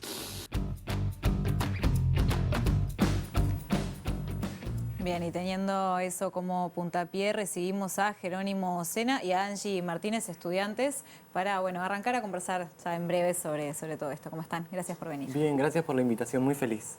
Gracias. Gracias por la invitación, sí, muy contenta. A ustedes. ¿Tenemos una invitada más? A ver.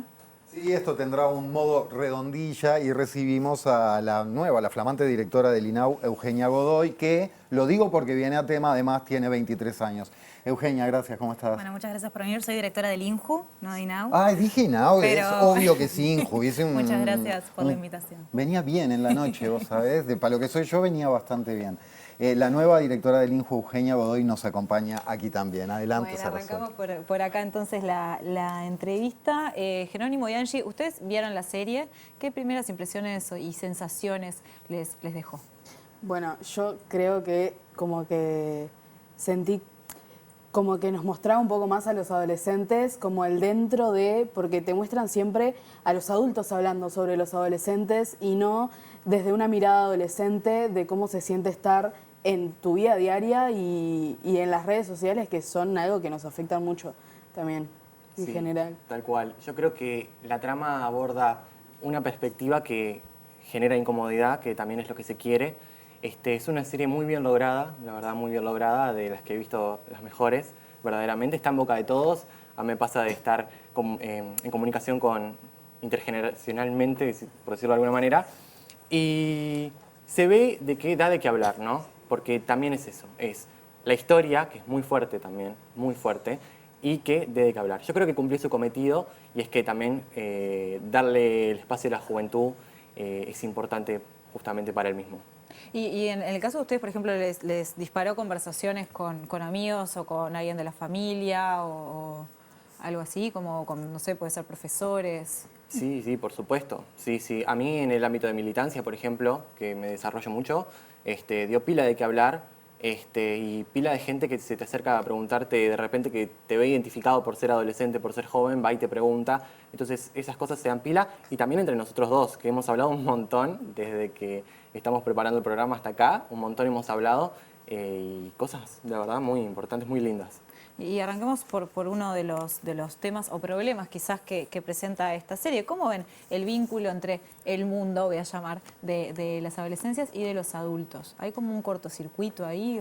Yo creo que los adultos ven a los adolescentes desde un punto adulto, porque ellos pasaron su infancia y su adolescencia desde una perspectiva diferente. Antes los adultos en su adolescencia lo que tenían era siempre el referente adulto. Ahora tenemos un montón de cosas que son influencers, otros referentes que nos dan que hablar con otras personas y que nos, bueno, como dice el nombre, nos influencian y creo que eso también es como, bueno, por ejemplo, los adultos ahora que no juzguen, ¿no? Porque si yo subo una historia y me arruinó el día, el adulto ya está como diciendo, no, ¿cómo te vas a poner mal por esto? Pero también como que afecta las vidas sociales de los adolescentes y capaz que en su época no era así. Como que no valían lo que sentís claro. en un punto. Obvio. Somos generaciones natas de la tecnología, algo que se escucha mucho, la generación de la ceibalita, que va más allá, creo, de lo político partidario. Ya ser la generación de la ceibalita te abre un montón de puertas a un mundo tecnológico que no era antes visto. Entonces, yo creo que lo que dice Angie es muy importante porque también nunca está de más, mejor dicho, mirar diferentes perspectivas y tratar de comprender quizás lo que a veces te hace salir un poco del molde. Y en el tape, una de las personas que hablaba planteaba como esta cuestión de Internet como un territorio donde pueden ocurrir muchas cosas y donde se pueden encontrar muchas cosas, muchas muy peligrosas, ¿no? Sí. ¿Cómo es este contacto en lo que refiere a las redes para ustedes? ¿Les ha pasado de encontrarse con foros que son muy nocivos o con cuestiones así de muchísima violencia? Sí, por supuesto. Yo me desenvuelvo en todo lo que es redes sociales y creo que no hay nada más nocivo que Twitter, por ejemplo. Creo que es un mundo, las redes, que está bueno también decirlo, ¿no? Que a veces uno etiqueta las redes sociales con la palabra joven, juventud. Y no, de hecho no. Por ejemplo, voy a dar el ejemplo de Facebook, que actualmente está de modé, como le dicen. Claro. Pero es una red social que utilizan generalmente los adultos, pero que a lo que quiero llegar es que de repente es la conexión que tienen algunos jóvenes para conectarse con el mundo adulto, ¿no? También existe esa conexión y desconexión que se da un poco también en el día a día y también un poco también en las redes sociales. Creo que para evitar que sea nocivo, a ver, podría estar hablando 3.000 millones de horas por qué las redes sociales no tienen que ser un lugar nocivo, pero uno también se tiene que quedar con las cosas buenas y con lo informativo y tiene que apelar a que lo nocivo justamente no se repita y ser parte de la construcción social positiva en Twitter y saludable. Claro, pero ahí también, por ejemplo, pensando en lo que es las redes, tiene que haber un diálogo sincero por parte de adolescentes y adultos, de poder tener la confianza de decir, che, no sé, mamá, papá, mirá, me apareció esto o me está pasando esto, que si no existe esa confianza, difícil que se dé esa charla también. No, sí, las redes sociales, por ejemplo, también los adultos tienen que generar esa confianza, porque como ya decías, es tarea de los adultos primero. Claro, es tarea de los adultos. Y si yo te digo que me dijeron algo y decís, ay, no le des bola, yo ahí ya no voy a querer volverte a hablar sobre el tema si me vuelve a pasar o si vuelvo a sufrir acoso en redes sociales, etcétera. Como que no. Te vas a quedar sola con eso. Claro, si no se genera esa confianza, no se puede avanzar. ¿Querés seguir? Bien. Sí, entonces le pregunto a Eugenia a propósito, primero, sobre todo esto que se viene conversando, ¿qué pensás? Bueno, me parece que la serie está muy buena porque para quienes no vieron, la serie, bueno, se trata sobre un femicidio que comete un joven de 13 años, pero no se queda en lo morboso del caso, sino que aborda como un montón de cuestiones como psicosociales y pone en agenda un montón de temas que tienen que ver con las masculinidades, con las sexualidades, con el ciberacoso, con el bullying. Entonces me parece que está buena la serie en ese sentido porque introduce otros aspectos que bueno, que a veces no se hablan, o de abordar el tema también desde otra perspectiva, entonces me parece muy importante. Y también poner en agenda como, bueno, esta como cultura incipiente de los incels que se habla al pasar, pero es algo muy importante de lo que, bueno, que hay que adentrarse un poco y me parece que por eso la serie es importante, porque pone en agenda temas que están en la mesa. Vamos a llegar a lo de los incels, pero antes te quiero preguntar, ya que vas a estar al frente del INJU y que me parece recontra saludable, no sé si es la palabra, que alguien joven esté al frente del Instituto de la Juventud, ¿en qué pensás que el mundo adulto mira equivocadamente a los adolescentes? ¿Cuáles son esas cosas que damos por obvias o actitudes que tenemos y que en realidad no contribuyen para nada al relacionamiento intergeneracional? Sí. Hay una cuestión que es histórica. El otro día hablábamos de esto con Carmen Rodríguez, con una psicóloga, de bueno, cómo en realidad las generaciones, las adolescencias siempre representan algo malo en todas las generaciones. Capaz que tu generación era como, bueno, los adultos veían a los adolescentes como que traían todo lo peor, el rock and roll, las drogas. En realidad, históricamente, las adolescencias siempre son vistas como foco de problema, de conflicto, que traen cosas nuevas. Entonces, hay una cuestión de que es histórica y que generación a generación esto sigue sucediendo, ¿no? Las adolescencias son todo lo malo. Y hay una cuestión que cómo los adultos se olvidan que fueron adolescentes. Ella traía esto, ¿no? Cómo en realidad los adultos fueron en su época todo eso que la sociedad cataloga como lo malo, y cuando pasan a ser adultos, ellos catalogan a los jóvenes, cuando ellos fueron jóvenes, no como todo lo malo también. Entonces hay una cuestión ahí como cultural que es como interesante. Me parece que bueno, que ahí está esta barrera de que eso, que hay como una cuestión cultural de lo que representa la juventud, que es como eso está estudiado, representan la vagancia, representan todo lo malo y que hay que romper con eso. Y después hay un montón de cuestiones de pensar esto, ¿no? Cómo es el vínculo entre los adultos y los jóvenes y cómo romper esas barreras que también capaz que eso sí se ha incrementado un poco más, producto de las redes sociales, de que se empiezan a manejar códigos totalmente distintos y esa barrera que hay entre los adultos de poder como, ¿no? Que la serie también plantea esto de bueno, cómo los adultos están por fuera de los códigos y esas dinámicas de relacionamiento de los jóvenes. Sí, ahí veíamos ese fragmento en el tape, es el hijo del detective que está a cargo de la investigación diciéndole, papá, te voy a ayudar porque te veo muy perdido. Y le empieza a explicar códigos específicos que yo no sé si aparte son aplicables a Uruguay, si en Uruguay existe eso de los colorcitos de los corazones también y todo. Yo estaba totalmente por fuera, lo cual no me extraña. Pero también es distinto acá un corazón púrpura que un corazón amarillo, que un corazón verde con una codificación tan específica, ¿o era algo de Inglaterra o algo de la serie? En realidad sí, o sea, hay emojis que tienen que ver, que tienen diferentes significados, que lo quisieron mostrar de esa forma y es verdad, pero también es que tampoco es tan así. Igual nosotros también nos dimos cuenta de un montón de conceptos que no teníamos ni idea, como es el tema de los incels, que está todo metido en foros escondidos de Reddit, que muy poca gente conoce, pero se hacen conocer por casos muy, muy fuertes que han habido en el paso de los años. ¿Y tienen idea si en Uruguay hay algún tipo de actividad? Ya vamos a explicar lo de los incels, pero si hay algún tipo de actividad de este tipo de foros. Yo desconozco. ¿Incels? No, yo desconozco. Tipo, navego por el lado sano del internet, ¿viste? Claro. Entonces, No se te va a cruzar elijo por creer. enfrente. Pero por ahora, yo que sepa, no escuché nada. En Uruguay yo no escuché, pero sí de Estados Unidos, de todo, Sí, claro. Toronto, Florida, todos esos lugares. Eugenia, ¿vos querés decir algo? O sea, ¿te decías Perdón, sí? Yo estoy como en el living de casa, entonces me pongo como Está a hablar perfecto, ahí. ¿no? Me encanta. Es la idea. Es la idea. No, en realidad yo me puse a estudiar esto mismo porque dije, che, ¿qué onda esta cultura, no? Como de los incels, hay que estudiarlo, está pasando acá en Uruguay. Y en realidad hay como algo estudiado sobre esto y se habla, bueno, de la cultura incels. Hay gente que dice que la cultura incels como tal no ha llegado, pero sí hay términos que utilizan en ese grupo de jóvenes que sí están llegando. Esto de los memes de los chats, ustedes, esto del qué chat, que son, no sé si ustedes conocen el meme. Bueno, pero esto en realidad viene asociado a la cultura de ¿Qué es eso? los chats. En realidad era como, mirá qué chat que sos, y en realidad estos chats representan en la cultura de los incels los varones que son a los que ellos odian, que representan como todos los estereotipos hegemónicos con los que las mujeres sí desean estar. Nosotros decíamos los winner, ya con un anglicismo que era bastante moderno para la época. Está. Entonces, los chad, C-H-A-D. Eso. Los chad. Y en realidad hay una cuestión de, bueno, los incels como tal no ha llegado, pero sí empieza como a calar un poco ese vocabulario. Y bueno, en realidad también es entender que estos fenómenos no se dan de la misma forma en todos lados. Es como difícil extrapolar lo que pasa como en el norte que acá. Pero sí han habido como, bueno, Agustín Laje en 2018 cuando vino, hay gente que dice, bueno, marcó como un antes y un después en esta cultura antifeminista, antiizquierda, de el montón, como la cantidad de movimientos antiderechos y antifeministas que empezaron a surgir también. Entonces, eso. No, que no sé si llegamos a explicar lo que eran los incels. No, pero puedo ahí yo. Dale, yo. Maite. Venga, hablemos un poquito sobre los incels entonces. Esta serie justamente puso en el tapete este término, pero es un término del cual se habla hace un montón de años. Es un acrónimo que viene del inglés y que se traduciría como un célibe involuntario. Y les pido un permisito, voy a leer 2 párrafos.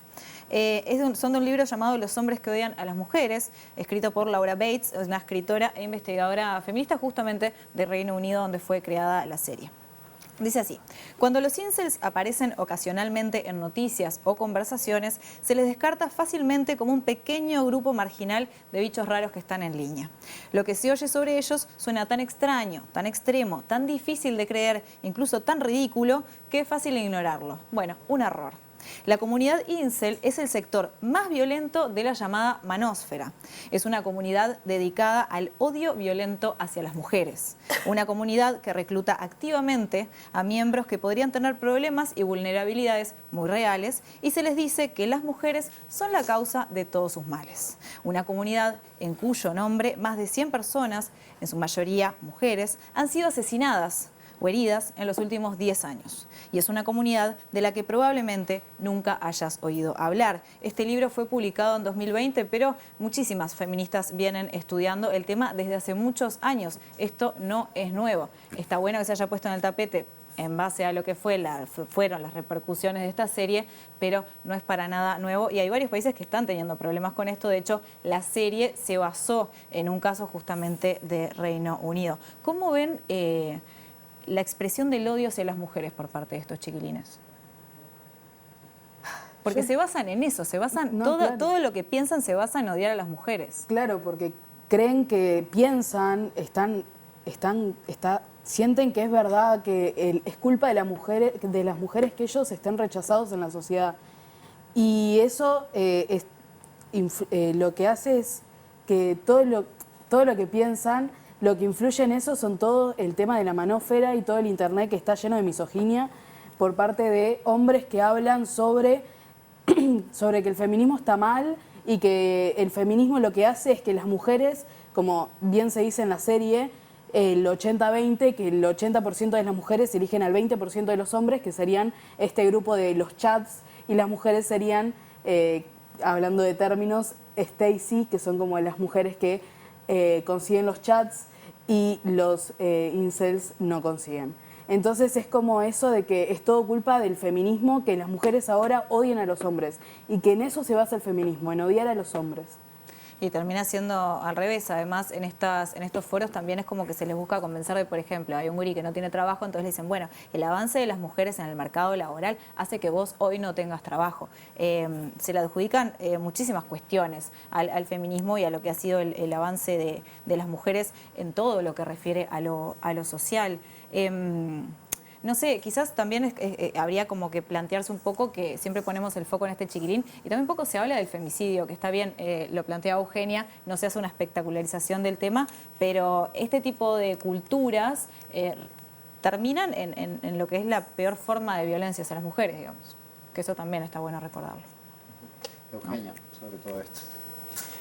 No, eso, me parece que la cuestión con los incels, en realidad hay como un montón de movimientos que, bueno, es como analizar estos discursos de odio que se empiezan a generar, que nada, que captan como esta llamada ansiedad social ante la masividad que van teniendo los feminismos, porque en realidad identifican al feminismo como una amenaza, porque en realidad sienten que atentan a sus derechos. El otro día leía a una feminista española que planteaba esto, ¿no? Hay como una cuestión con el feminismo de repensar las formas, bueno, los formatos, las técnicas, la cuestión de comunicación para hablarle a estos jóvenes, a estos varones, porque en realidad hay un desafío en que en realidad no los capten estos discursos de odio, a pensar cómo estamos hablando desde los feminismos, para ver que también en realidad la violencia patriarcal también los atraviesa y moldea sus vidas y que puedan como entender la lucha no como una amenaza, que es lo que está pasando hoy. Entonces me parece que tenemos un desafío también porque hay un avance antifeminista muy fuerte en la región y tenemos que desarrollar estrategias feministas para, bueno, cortar con el avance de estos discursos. Y Eugenia, lo que mencionabas de este fuerte avance antifeminista, que justamente hablabas de Agustín Laje, vinculado a la política también. Sin duda. Lo cual no es nada menor. La cuestión también es que en que estos movimientos en realidad surgen, ¿no?, como en un odio hacia las mujeres, hacia el feminismo, porque parten de una cuestión como, bueno, los incels vinculados a la sexualidad, pero encuentran en la política y en la ultraderecha un montón de discursos que en realidad van en esa sintonía, ¿no?, en la sintonía de destruir lo que tiene que ver con las políticas feministas. Entonces hay una cuestión de que son carriles separados, pero que tienen su unión y que encuentran una forma de expresarse a través de la política también. Y en este sentido, volvemos al tema de aprender desde las diferencias generacionales. Con mis 49 pirulos, yo venía pensando últimamente que ya la gurizada viene formateada diferente en cuanto a la visión de los derechos de las mujeres, las oportunidades, la justicia indiscutible de las reivindicaciones feministas, etcétera. ¿Esto es así? ¿Cuánto pesa el contramovimiento conservador machista entre las y los jóvenes? ¿Cómo lo ven ustedes? Yo creo que pesa. Sin duda alguna pesa. Hay claras diferencias en todos los ámbitos, político, sociocultural, económico. Yo creo que mientras estén marcadas esas diferencias, no solamente en plan, bueno, sí existe la diferencia entre esto y esto, sino marcarlas, me refiero en un sentido más terrenal, más de día a día, más de acciones. Por ejemplo, las diferencias políticas entre los adultos y los jóvenes existen. Son cada vez menos las listas, bueno, en realidad debería decir cada vez más, las listas que son encabezadas por gente joven. Son muy pocas, son contadas con las manos, básicamente. Entonces, en ese sentido, los adultos también tienen la responsabilidad. Yo digo, a ver, los adultos sí es responsabilidad también de los gurises que también se interesen en la política mientras tengan de qué interesarse, ¿verdad? Mientras tengan el espacio que sea accesible al interés.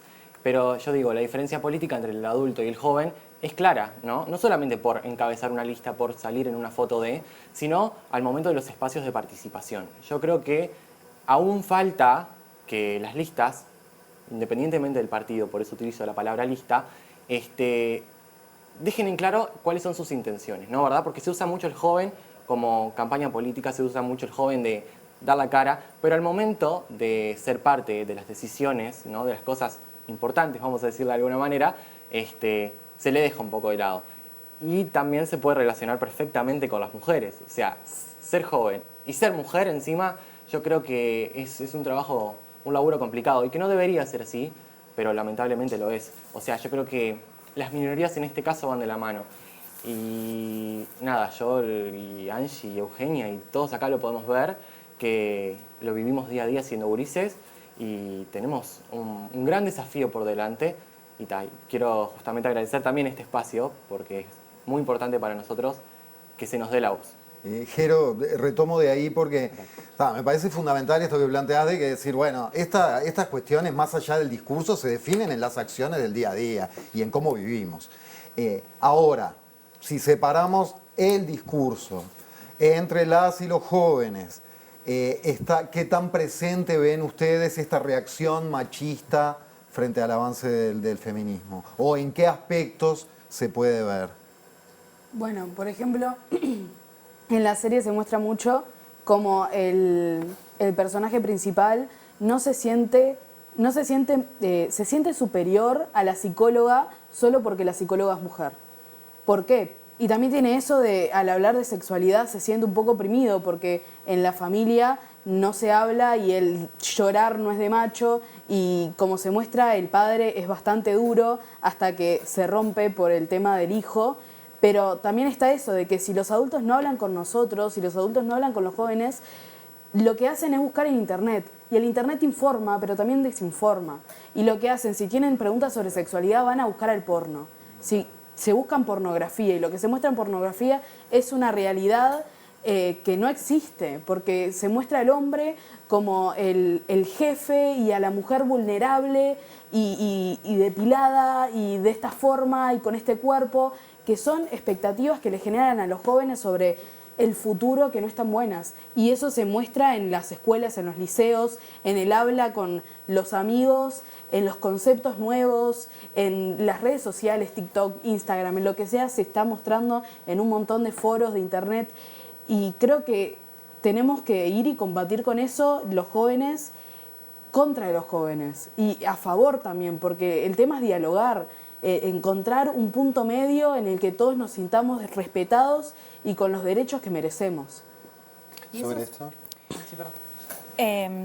A mí me parece, bueno, estoy de acuerdo con todo lo que plantearon. Hay una cuestión con que, bueno, que sí, que se vea a las juventudes como que si fueran, toda la juventud fuera feminista, ¿no? Como una cuestión que en realidad no, la juventud sigue siendo conservadora en muchos aspectos. Hace poco salió un estudio que en realidad también muestra cómo la juventud sigue teniendo un estigma muy fuerte contra los migrantes en todos los países de América Latina. Entonces hay una cuestión de que a veces de los adultos dicen, la juventud está con todo el avance de los derechos y en realidad lo que se muestra es que no, eso como por un lado. Pero si hay una cuestión real es que, bueno, de que en realidad el movimiento feminista, el movimiento LGTBIQ+, hay un montón, ¿no?, de avances y ha ganado como fuerza. Creo que hay una cosa que hay que poner sobre la mesa y es en realidad lo problemático que puede ser a veces el uso de las redes sociales, que en muchos países está en discusión porque en realidad estos grupos se encuentran donde multiplicar su voz a través de las redes sociales y, bueno, en muchos lugares se están discutiendo, hay un debate sobre regular o prohibir o cómo moderar el tema del uso de las redes sociales en el sentido de que son grupos que promueven el odio e incitan al odio y a la acción directa. Entonces, me parece que bueno, que sí, que la juventud ha avanzado un montón, se abre la cabeza, como dicen los adultos, ¿no? Y que está como de puertas abiertas a otras discusiones, pero también otra parte de la juventud sigue siendo conservadora y es una juventud conservadora de que en realidad al existir las redes sociales se nuclea de otra forma, toma fuerza de otra forma y también estos discursos, bueno, se multiplican y eso es como complicado. Eugenio, tomo esto que tú decís y les pregunto a ustedes, ¿qué opinión tienen sobre la posibilidad de que algún día, por ejemplo, se regule lo que pasa en redes sociales? Mira, yo, hablando personalmente, por supuesto, valga la redundancia, es bárbaro, verdaderamente bárbaro. Yo creo que la justicia también debería ver a qué le pone el foco. Me explico. Quizás de repente se enfocan por ejemplo, en un comentario de Twitter en vez de una amenaza de muerte y quizás el comentario de Twitter también es importante, pero la amenaza de muerte también. Debería haber algo que, mirá lo que voy a decir, fiscalice la fiscalía para que se puedan cumplir las condenas efectivas y bueno, y las penalizaciones correspondientes a las personas que ejerzan violencia en redes sociales. Lo que se vive a nivel de redes sociales, de violencia también, es increíble. O sea, ¿Sufriste violencia en redes yo sociales? sufrí violencia en redes, por supuesto. Seguramente salgamos de acá y van a criticar a Angie porque tiene una cuerdita acá en el buzo. A mí me van a criticar porque el viento corre a criticarme. Entonces, me parece que no solo va por el lado de políticas en sí judiciales, de leyes, por decirlo fácil, sino que va también a la falta de políticas públicas efectivas que garanticen justamente el conste de no repetición de estas cosas. Es muy importante, o sea, si hablamos de socialización en el 2025, tenemos, primer punto para mí, las redes sociales. Yo creo que hay que controlar a los que influencian. También, a los influencers. Ya no estamos hablando solo de las redes sociales, sino de También, estas personas que... Claro. Ajá. Y a los dueños de las redes sociales también, por supuesto, ¿no? También como para que sepan de qué cosas y qué cosas no pueden o no permitir en sus plataformas, ¿verdad? Claro. Angie, ¿tú qué opinión tenés? Yo creo que lo que pasa es que creció mucho en la época de la pandemia, ha crecido mucho la gente en redes sociales y cómo al estar solos y aislados en la pandemia, sin amigos con quienes hablar, nos sentimos creamos un hogar en el que nos sentimos bien en redes sociales. Que creo que el peor momento de vida en el que te podía agarrar la pandemia era la adolescencia, Totalmente. ¿no? Bueno, Qué infierno.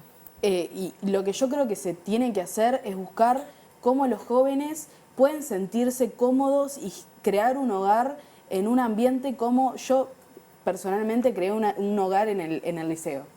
Tengo a mis amigos, la paso bien, me dan ganas de ir, pero sé que hay gente que no, que va al liceo, que sufre para no ir al liceo, que llora y la pasa mal estando ahí, y creo que lo que se tiene que hacer primero es pensar cómo un joven se sentiría bien estando en este lugar. Y ahí, perdón, pero ¿qué rol tienen justamente los centros educativos? Porque en la serie se puede ver que, por ejemplo, hay algunos profesores que tienen determinadas actitudes, otros que tienen otras, que están cansados, llegan y dicen, bueno, me pareció que había algo raro, pero yo tengo que seguir con mi vida. ¿Cómo lo ven eso? ¿También piensan que ahí se pueden dar instancias de diálogo, como decía Angie, de generar charlas? Va más allá de las capacitaciones que se le pueda dar a un docente de cualquier tipo, va más allá de las leyes, va más allá de las políticas públicas, va más allá de todas esas cosas. Yo creo que lo que hay que forjar en realidad es el humanismo un poco también. Y si bien la palabra humanismo es bastante subjetiva, depende de qué punto la mires, yo creo que hay cosas básicas que se tienen que cumplir, como por ejemplo es el respeto hacia los demás, ¿verdad? Las veces que hemos escuchado, che, gurises, este docente me acosó, me hizo esto, esto y esto. Yo lo fui a denunciar en dirección y dirección me dijo, se está portando bien, no está acosando hace mucho, ¿entendés? Esas cosas que son terribles, son atroces, verdaderamente, porque te sitúan en un rol de víctima y victimario muy marcado, y si no, también, en caso de ellos, de cómplice. Entonces yo creo que las instituciones tienen que velar por eso. Y ese es un debe fundamental en lo que va de hace muchísimos años atrás. Yo creo que todavía falta forjar un montón de cosas, y creo que los jóvenes también estamos para forjarlo, ¿verdad?